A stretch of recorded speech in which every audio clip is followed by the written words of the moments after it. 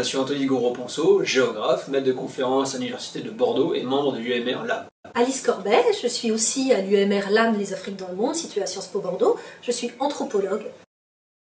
C'est un projet qui rassemble plusieurs collègues, un projet pluridisciplinaire, qui rassemble à la fois des collègues comme Olivier Chanois, sociologue, mais aussi Marion Tissier-Raffin et un collègue de l'Université de La Réunion qui est Damien Deschamps, et aussi d'autres membres de la société civile, donc des associations plutôt dans l'aide aux demandeurs d'asile, mais pas seulement. On a donc une approche complètement multidisciplinaire avec des juristes, des sociologues, des anthropologues et géographes qui nous permettent d'avoir une approche dite par le bas, c'est-à-dire d'aller sur le terrain, de rencontrer les personnes, de rencontrer tous les acteurs qui se concentrent autour d'un même problème, en l'occurrence, ou d'une même question, c'est pas toujours un problème, en l'occurrence les migrations et les phénomènes de déplacement, notamment à La Réunion et à Mayotte. Il y a une politique publique un peu spécifique, et on a une politique publique qui est liée à la gestion des demandeurs de droit d'asile, sachant qu'on sait que 49% de la demande de droit d'asile en Outre-mer se fait majoritairement à Mayotte, enfin quasi exclusivement à Mayotte, avec une demande qui a émergé à La Réunion à partir de 2018, qui est liée à l'arrivée de bateaux en provenance de Sri Lanka.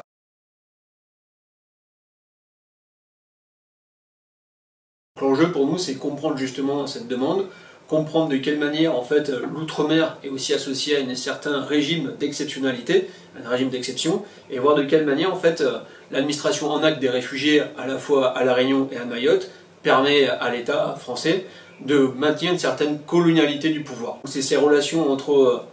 la dimension coloniale post-coloniale qui nous interpellent à la fois à La Réunion et à Mayotte.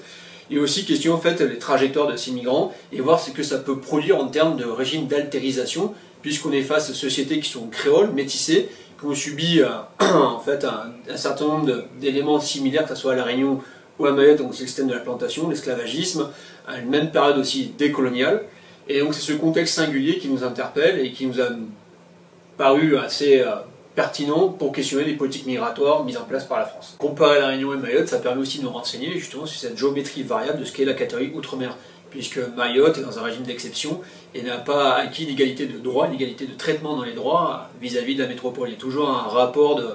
de domination entre la métropole et Mayotte. Ce rapport est un peu moins intense vis-à-vis de La Réunion, puisque La Réunion a acquis progressivement son égalité de droit, mais ce qui fait que justement Mayotte apparaît comme un laboratoire des politiques publiques à venir, puisque c'est un laboratoire déjà d'exercice vis-à-vis des politiques publiques. À l'issue de ce projet, c'est de monter en puissance et à déposer un projet à l'ANR sur les politiques de gestion du droit d'asile dans l'ère indiano-océanique. La méthodologie qui sera utilisée justement à la fois à La Réunion et à Mayotte dans le cadre de ce projet, c'est une méthodologie qui permet aussi d'éviter tout a priori. C'est pour ça qu'on va aller faire des entretiens, multiplier les entretiens avec les migrants eux-mêmes, avec les familles, avec les acteurs de la société civile, à la fois du côté des associations dites droits de l'hommiste, mais aussi du côté des associations qui sont contre la migration, donc actuellement les collectifs de forces vives à Mayotte, mais on va aussi aller voir les services préfectoraux, les services centraux de l'État, la police aux frontières, pour essayer justement de multiplier les prises de parole. Et l'enjeu pour nous, c'est essayer de comprendre en fait cette situation, non pas d'apporter des solutions, mais comprendre et analyser au mieux cette situation qui apparaît comme explosive à Mayotte à l'heure actuelle.